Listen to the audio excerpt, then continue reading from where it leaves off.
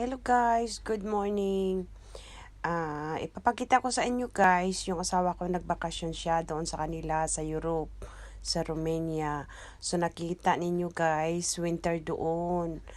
Ang ice, ang dami, ang snow. At saka nakita ninyo kahit naglalakad siya, maraming snow. At saka ang ganda guys.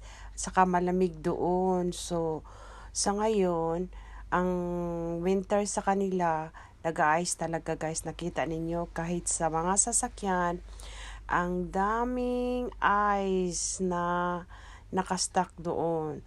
At saka sa daanan nila, pag hindi papalitan yung gulong ng gulong na pang winter guys, mas slide yung mga sasakyan doon. Kaya nga, mostly naglalakad na lang siya kung malapit lang ang pupuntahan niya.